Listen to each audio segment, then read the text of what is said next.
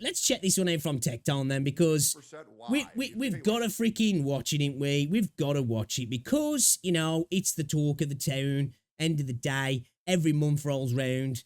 People love to talk about Sensor Tower revenue.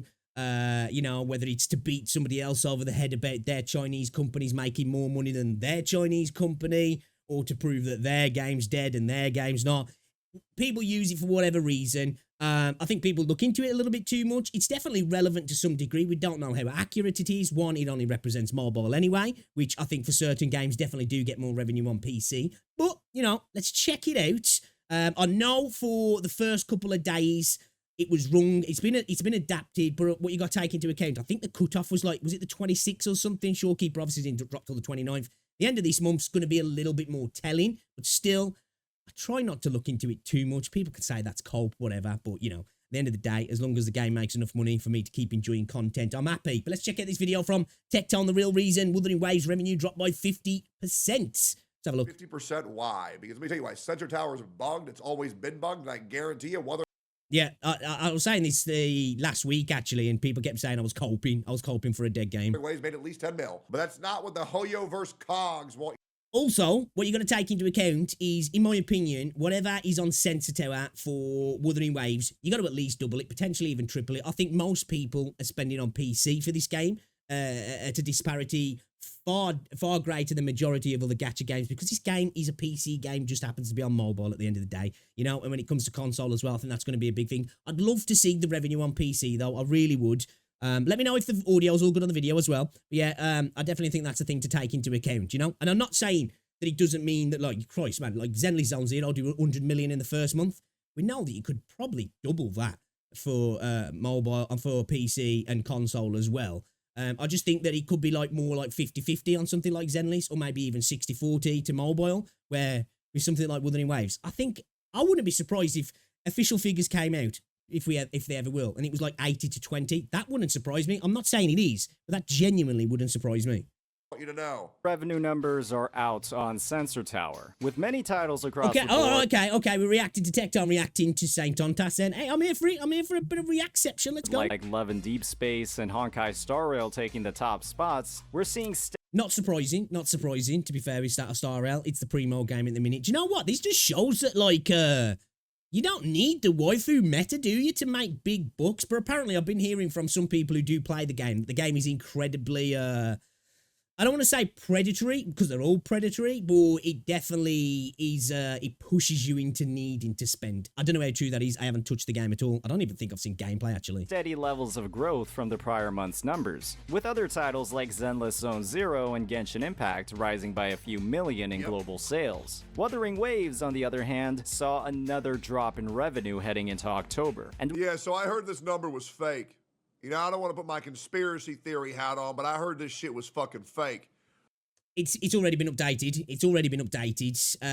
Why is this? There seems to be quite a few issues, and obviously, you know, people could say, well, the game's just dying, whatever. But this isn't the first time that there's been issues regarding the revenue with Wuthering Waves. As I know, there's been issues with was it Yinlin's or Changli's banner when it actually, you know, the payment processing was an issue. Then there was an issue on was it on Apple or was it on the Play Store or something like that, where revenue stopped getting counted for a couple of days. There always seems to be a problem. I'm not saying there's a conspiracy. I'm just saying. Oh, but maybe this will address that in the video. With the 50% drop overall and only $2 million recorded in revenue across CN, there are quite a few players who are starting. I think as well, sorry to keep pausing, I do definitely think Wuthering Waves doesn't do as well in China either, which is a massive factor. There's no denying it. But for me personally, as long as the game continues to make enough money, I'm happy. And I'm even more happy that it's a little bit more balanced. I don't want to see the game that I'm main being dominated in revenue in China, because then what happens? The devs listen to China, and that doesn't always represent everybody. I feel like if you get a little bit more of a spread out of the pie, we all get listened to a little bit more. Hoyo proves that Western voices get ignored, for better or for worse, you know, you can say that, but they definitely do, don't they? When China says something, Hoyo move. So I think it's a good thing if the revenue gets spread out a little bit more evenly at the end of the day, because then we all get a bit more of a voice, don't we? To feel a bit of concern. When we consider the huge amount of hype heading into 1.3, the incredible publicity the version has received in regions like CN, and the incredible ratings for the game across app stores as a result of the update, many are confused by the revenue results, especially considering that the first 2 days of Shorekeeper's banner were supposed to be registered in this data. However, one thing every So they actually were registered. Well, I think that they were at first, were they? They were supposed to be registered. I didn't even think they were actually registered at all. Interesting. Just take it with a grain of salt. A big supposed to be, should I There are say. numerous factors related to Wuthering Waves and not at play when it comes to these overall numbers. Today, we'll be diving into what these factors actually are, breaking down the conditions leading up to. Again, sorry to keep pausing you. What do you guys reckon now that controller support's been added? Do you think that will improve potential revenue on mobile? Asking the question, because obviously, of course, performance is a massive factor. But I think with a game like this, having no option to play on a pad, it's got to be a major thing, because I couldn't play this game on a mobile at all. Didn't matter if it ran flawlessly. I just couldn't do it. So is that a big factor as well for mobile players? Let me know if you play on mobile and it's something you enjoy. You don't have the option of a PS5 or a PC. Is it like, oh, now there's a pad? You know, maybe I'll buy the Battle Pass. Maybe I'll buy the Lunite Pass. Maybe I'll pull for a character and open my wallet, potentially. So here's the factor. Sensor Tower is sometimes a piece of shit graphic and an indicator on what the numbers actually are.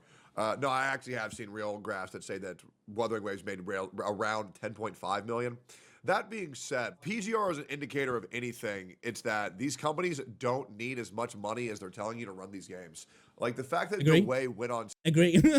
Somebody was in my chat the other day telling me, like, man, the amount of money was ridiculous that was saying it costs to run Wuthering Waves every month. Ridiculous amounts of money. At the end of the day, some companies can survive off a lot less revenue because their overheads are minuscule in compared to other companies as well. You know, we've got to take that into account. 50 million revenue is not 50 million profit. You know, 10 million revenue is not 10 million profit. But you could be taking 80% of that 10 million, depending on your costs. You might only be taking 50% of that 50 million on your costs. You're still taking more at the end of the day, but do you see what I'm saying?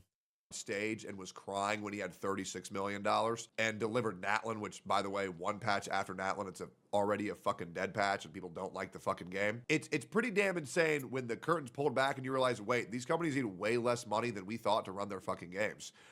Yeah, the game's fine regardless of whether it makes 6 million, 4 million, 3 million, 10 million. They still have enough to run their game. And I'll be real, I'm just waiting for Wuthering Waves 2.0. The biggest thing they need to do is revamp the beginner experience and then hit the ground running for 2.0, and they're fine. And then release one character with a titty skin. Sure, and I know when I say that, y'all think that I'm joking. I know you're like, oh, he's capping. There goes Techless again. But for real, PGR has put out booby skins before, right? Wuthering Waves will get these. It's just a matter of time.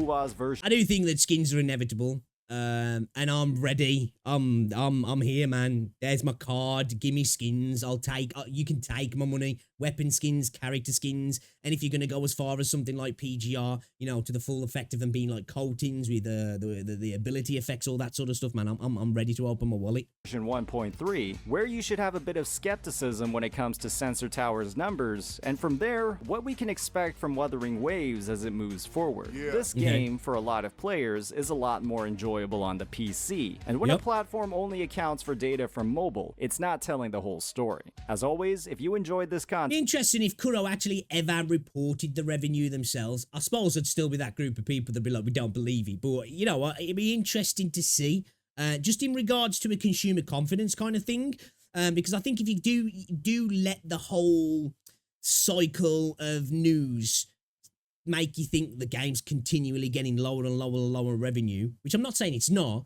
but if that's the case, you know, it becomes like a multiplayer game. When you start to see the player base get less and less and less, new people are less likely to get invested, aren't they? Because they're like, well, what's the point? Because there's going to be nobody around. You're less likely to spend on a game that you think might not have anything to spend on, or potentially EOS at some point. Now, I'm not saying that's going to happen. You know, I'm just putting it out there. It could be a good thing for them if they do get really good revenue on PC to say, guys, okay, you know, we might not be killing it on mobile, but we're doing pretty decently on PC. Here's have a look.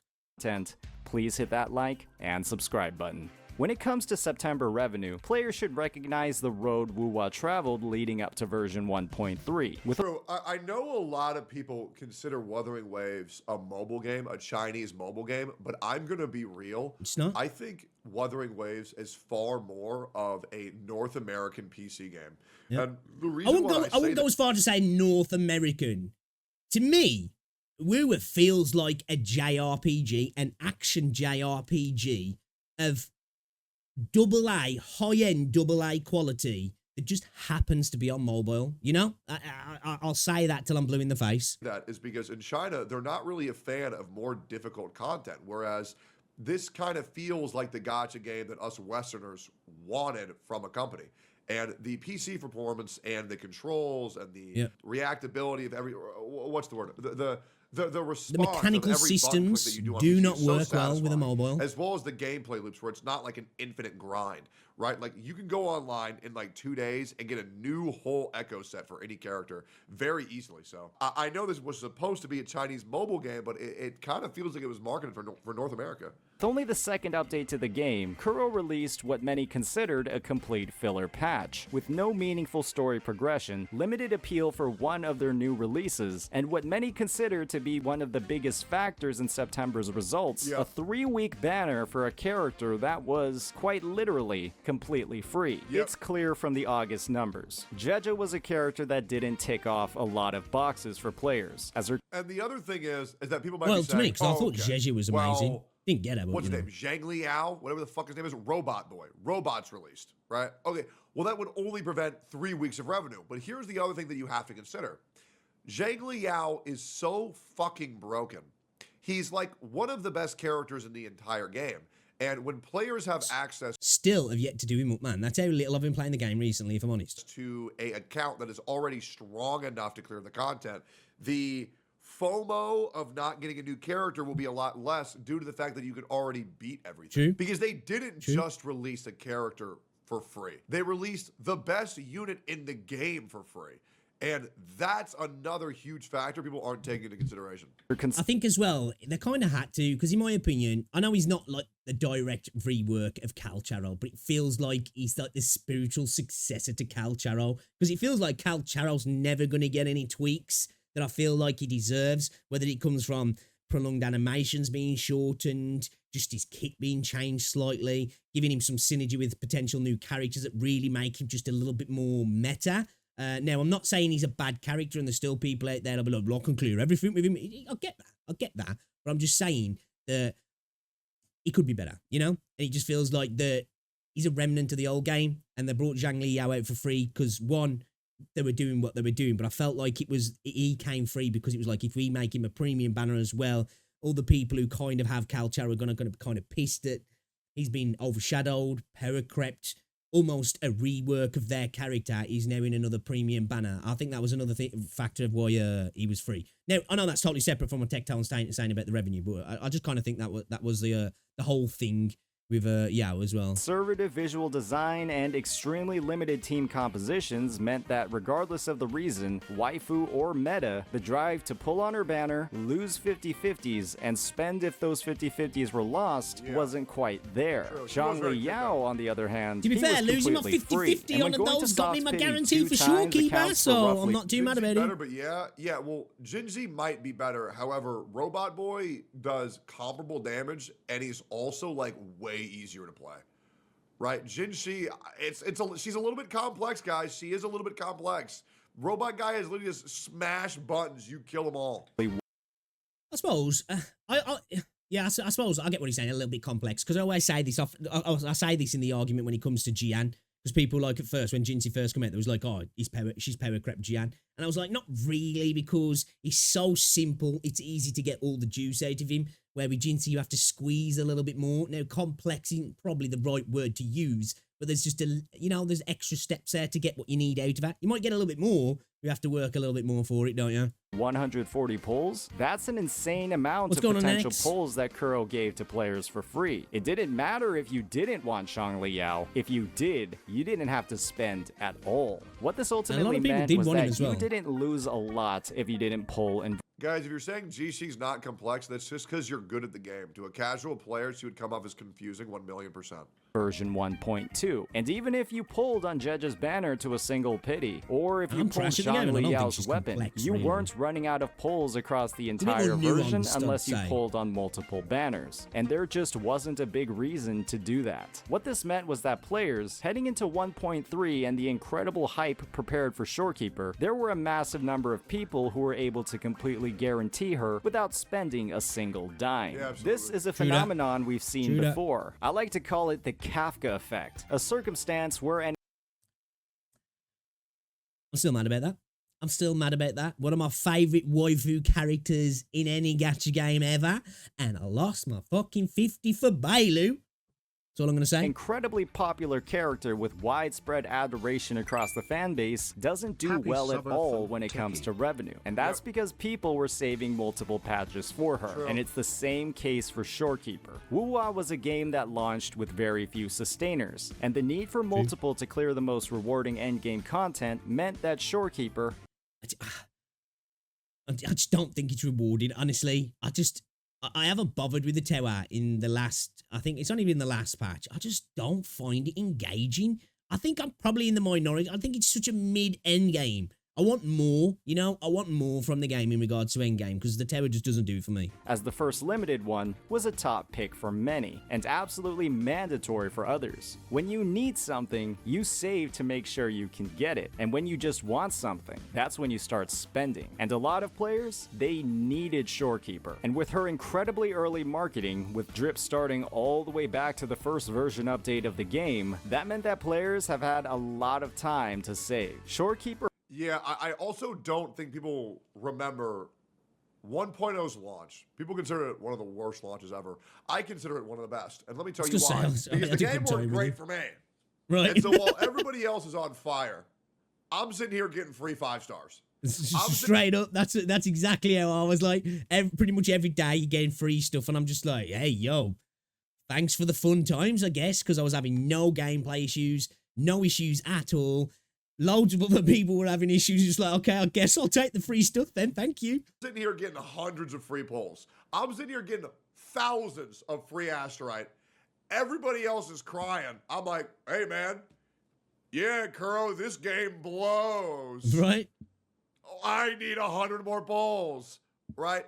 And like, even still, I believe every character. Translation error for the Japanese region. Okay, I'll take that free stuff. There's a rerun banner. All right.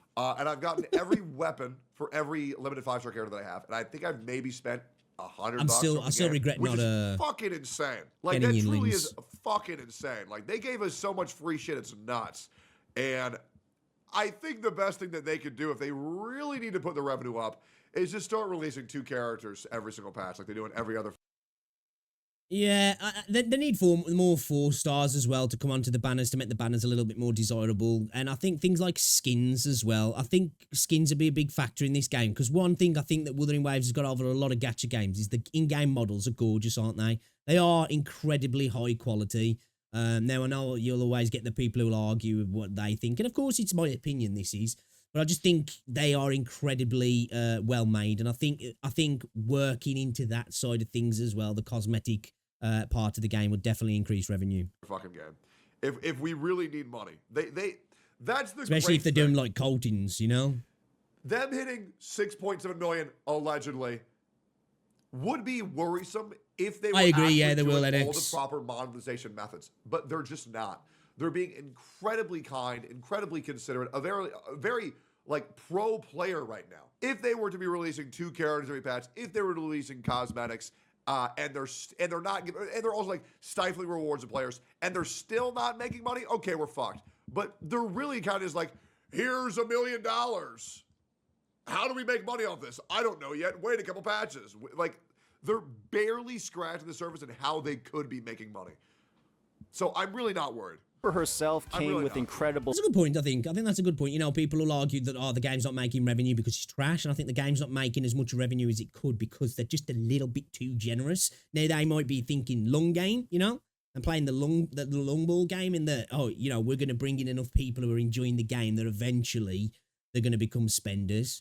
I think time will tell, you know. We just don't know, do we? I think another 6 months' time, you'll look back and look at the trend of where this game is. And at the end of the day, if it's not making stupid amounts of money, if it's just making enough for Kuro to consider it a priority, I'm happy, man, because I like the game. I don't care how much money a board member's making, really. Value across her early sequence nodes, I really with a don't, huge you know? quality of life buff that gave her far more variety in team comps at S1, and of course, her insane 40% attack boost to the entire team at S2. But the fact of the matter is that not a lot of players actively pull for sequence nodes for sustainers. There's a much bigger appeal to investing in DPS characters for more active and noticeable upgrades versus the entirely passive bonuses you'd get from a sustainer. Honkai Star Rail proved this. It's fair. At the end of the day, shiny always wins, doesn't it? Style over something. But people always forget as well when it comes to support and sustain characters, their passive buffs tend to be the freaking godlike ones, especially when they're mixed with obviously a really good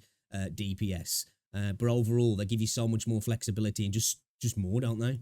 To us, with characters like Luocha or Fu Xuan, equipped with very Didn't know there's powerful an Easter egg initial in the upgrades on PG. their I didn't know. dupes, performing the worst out of all Apparently, the I game's heard there's limited characters on an their Easter egg release. for Nanami People in, don't like WuWa as investing well. in sustainers. And even if you were a person who wanted Shorekeeper sequence nodes, the chances are you likely claimed them from the Coral Shop, where for the exchange of 45 pulls, you could redeem one whole copy. When comparing 45 pulls to the potential 160 you'd go on the character banner, you can imagine how that would have a big impact on revenue. And when we're nearly 5 months into the launch of the game, it's undeniable that there are many players who had the resources to do this. It's like getting What new this characters to the ultimately bigger meant roster. is that Shorekeeper's revenue had a lot of factors working against I'm not it, a min with her maxer S0 either, like, sales so- impacted by the massive amount of savings players cultivated across 1.2, and the revenue from her whale bait early sequence nodes countered by the absurdly easy access many had to her dupes, costing a fraction of what they typically would in many of the top titles. All of these factors are tied to Kuro Games, from their patch schedule all the way to the generosity in their design of the Coral store. And when you consider that her weapon wasn't a very big upgrade over a 4-star option, there wasn't Yeah, but that weapon looked cool though. a lot of incentive Yeah. to spend there Shine only got either. fucking However, 3, bro. there are other nuances at play, specifically when it comes to Sensor Tower itself. Sensor Tower only looks at mobile sales, and Yeah. Wuthering Waves is a game due to a poor initial mobile reception, True. fast-paced combat, and oftentimes difficult to handle camera controls. It doesn't I think it's the combat, man. Like, obviously, performance is a massive factor. I think it's like, don't get me wrong. I have people come into my chat and into my comment section often saying like, I can clear the content in the game on mobile, and I'm like, you know what? Fair play. As somebody who's not a mobile gamer, it's obviously I'm biased because I just think playing any form of action game or skill-based game on a phone is trash, whether it's a shooter, whether it's a fighting game, whether it's an action RPG, whether it's an adventure game, whatever it might be. I just think it's just an ass way to play games. Not judging people if that's the way they play games, but for me personally. So I can understand, you know, for me, I think that's got to be one of the major factors of why people on mobile just don't play it as much as potentially something like PGR or like Genshin, you know, or like at the minute, I've been playing freaking. I was playing a bit of AFK Journey. I've been playing some sort of Convalaria on mobile the last few days. Now I'm not a mobile gamer, but recently I've been dabbling with a couple of gacha games on mobile. But I make sure I'm grabbing turn-based games. I ain't playing no action game on mobile. You mad? have a huge mobile player base. With the release of controller support on all platforms, new in version 1.3, this is something we can expect to change, but it's still a large obstacle to get through. What this means is that there are a lot more players engaging with the game on PC, and one thing we've learned from I think this is speculation, but I would agree, like, this is something that a lot of people think. And this is what I also thought for Genshin Impact, is that people must be playing this shit on PC. However, I would still say you would be shocked at how good Chinese players are at playing shit on the phone because they're used to it. Now, we as Westerners are not used to this shit at all, right? I think This that's is a good point. However, that's definitely true. You know, that's definitely true. It's like you see some young kids now. Like when I used to go to my mate's house and his daughter was playing on the tablet, I'm just like, damn, you know, she's on it. And like, give her a few years' time, it's going to be like using a pad or a keyboard to some young kids nowadays. So that is definitely a factor. But I just, you know, it's like a pad is a better form of input than a touch screen at the end of the day. It just is. and a keyboard and mouse is an even better form of input than a pad. Obviously, it depends on the game you're playing. You know, there's arguments to be made for specific things, but you know, there's just no denying that the quality is just vastly superior. Now, there's anomalies and people who are just freaks on certain inputs as well that will make you think, okay, well, maybe that's not true. But, you know, for the vast majority, it is. Still is speculation. From the past few months is that PC gaming in CN is on the rise, specifically due to the release of Black Myth Wukong. That rise in PC gaming and I think you're just Wuthering gonna see Waves it more dramatically anyway. improved experience on that Consoles are now allowed in China, which for the longest time they were banned, weren't they? platform isn't accounted for at all in this revenue data. That's a huge part of the player base that's getting ignored, and there are some massive benefits to PC sales. That's because app stores, be it Apple or Google or third party, take a massive cut from any revenue generated on their platform. Level of that income percentage across the share globe is significantly going up and up lower year when on it year comes as well. to PC. Players So, make more direct people are getting access transactions to with more Kuro expensive games, gaming, and as a result, platforms. Kuro's slice of the pie is significantly higher. While we have absolutely no recorded data of PC revenue, when we factor in the rise of PC gaming in CN, the overwhelming support version 1.3 has seen on social media like Bilibili, and the massive increase in net revenue developers get from PC sales over the App Store, I do enjoy knowing that people seeing this video will have a guttural reaction because there's so many people like Genshin Impact that want Wuthering Waves to fail. Now, let me it's explain weird. to you It is why. weird. If you want Wuthering Waves to fail and you want Genshin Impact to succeed, you are quite literally just wrong. Now, you might like Genshin and you might hate Wuthering Waves, and that's okay, right? But you have to. It's okay. It's still weird to hate a game. I don't think there's ever been a game, like, there's games that I think are trash and games that I'm like, yeah, it's not for me. I don't think I've ever hated a game, you know, when I'm like, I feel hate for this game to enough to want, like, obviously, I think games are trash to the point where I'm like, yeah, I think that game deserves to fail, but I don't put energy in to care enough to want it to fail, if that makes sense. To understand that what Genshin represents is a monopoly, and what Wuthering Waves represents is a new company that is attempting to break into the space in order to make these games more accessible and less vulturistic to their players by showing how generous game companies can be, whereas other in a space full of greed and tight fistness. These companies want to give you 3 polls for 3 years as a reward to being their player.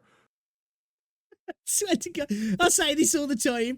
With it gets, you know, like I have so many people comment on my videos sometimes, and like the mental gymnastics is wild. But you can't argue sometimes especially with Genshin, from a quality of life point updates. It's just ridiculous sometimes, and then the generosity of, like, you know, a big thing, and it's like they throw some scraps, here's some bones, and they're like, whoa, you know, like they've just bought them a house. Right? That is about $1.10. Whereas Kuro Games represents a company attempting to make it that has given us hundreds of polls for fucking nothing. Okay? Not to mention new systems like weapons being automatically guaranteed. The guarantee weapon Razer system is lowering great. It from 90 to hard pity to 80 to hard pity. Yeah. Right? Everything. I think I do admit, Games though, and Wuthering Waves to play devil's represents in the advocate, space is very. I think if Kuro were in Hoyo's position, would that be the same? I don't know. I'm just putting it out there. You know, maybe they'd be a lot more tight-fisted with how they do things. Maybe they wouldn't. You know, maybe they are just those guys. And I'm not taking anything away from the philosophy at Kuro at all. You know, just putting it out there. Very healthy Playing for devil's us advocate. as players. So you really should want this game to do well if you want the games in the future to be less greedy. So why do we End want of these the games day, to make as much money as even if possible? it's not You're still Wuthering making Waves, millions a month and having hyper monetize your game. you want more games to be successful. Competition is best for the consumer. End of the day, it's when it comes to consoles, when it comes to mobile phones, when it comes to cars, when it comes to clothes. The more competition, the cheaper your product is going to be that you want to buy, the better it's going to be, and just the more quality that's going to be there for it in an overall sense. It's just better for competition. That's good for the Well, it's consumers. better for you, No, that should I is say, great for the consumers. competition. The problem is that people think dollar. I agree. They probably earned don't have the same values. I'm just equates playing to devil's advocate how in terms good of the game is. a market This position is where they very were at. popular Would they in be the same? culture You know, over in the East. Like whatever game is making the most money must be the best game. TLDR: Why the revenue report was changed. I noticed that from the previous months, Reddit posts different than one on the why is that? Reddit posts get posted on the first of the month when prices are not stabilized yet. They usually stabilize by the end of the second week of the month. I cannot replace images on Reddit, but the website gets updated 4 to 5 times a month. Yeah, because I know Wuthering Waves was reported to make 6.7 million, but in the end, actually made around 10.1 million, from what I heard. It wouldn't be surprising right. at all if saw the Wuthering update. Waves It's is 10 doing point something. Dinner Tower updated. Look at WuWa. Yeah, WuWa went from 6.7 to 11 There you million. go, Yeah, yeah, I was gonna say, when I last people were looked, it was freaking like out 10 over that point shit, but, something. yeah, that makes sense. a lot better than I'll what be real. Even at 6.7 million, I was never worried about WuWa, and I have a video. I've definitely noticed as well. Now, I'm not saying that Sensor Tower hasn't always been a thing that people have spoken about, because they have, you know. That's just a lie to pretend that they haven't looked at it to be like, damn, look what games are doing well. Hasn't it become this big speaking point almost every month now since Wuthering Waves dropped? You know?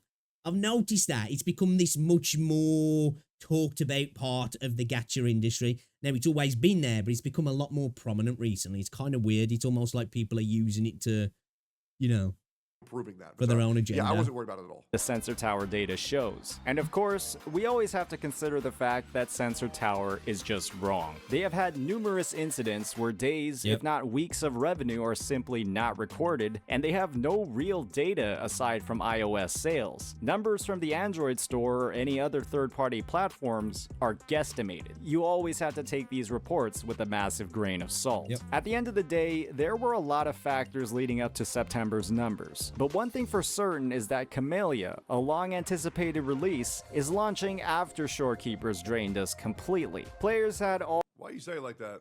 all of 1.2 to save, and now that those savings are gone, we should see some much Bro, I can't wait for Camellia. I'm telling you. That cutscene. Ah, yes. bigger Let's go. numbers in 1.4. As always, I'm here if for you it. enjoyed this content, please hit that like and subscribe button. I like Saint Peace Tontas's out. content, actually. Makes good Nah, videos. it's a good ass video, man. I am so glad Saint Tontas is doing well. I think he's a great fucking content creator. I think he got a lot of saying shit this- for no fucking reason, bro. Saying, Like, people- I saw that. I've seen a lot of people clowning on him. I don't get it. You know what I mean? I definitely think he did make a video where he was getting a little bit too wild about somebody, which it did look like they were plagiarizing his content. But some of the stuff he was saying, I was like, hold on, bro. Let's get a little bit too hot here. But yeah, man, people clown on him, and I don't get it, because I feel like he makes well put together content, nicely edited. He's got a good speaking voice. He's eloquent, and he seems to do a decent amount of research in the content he's talking about. And yeah, man, I think his content's great. People were on his ass over nothing, and nobody wanted to hear this dude out. So, yeah. I'm glad I at least gave him the benefit of the doubt. Yo, Saint Donuts, you're fucking killing it, bro. Keep it up. Yeah. I was saying this. It was good to see. Oh, actually, I was speaking about this video that it wasn't in my watch later, but it is talking about the new Overdrive Zone. I agree with a lot of what Saint Tontas, well, pretty much everything he said, and what Tectone said as well.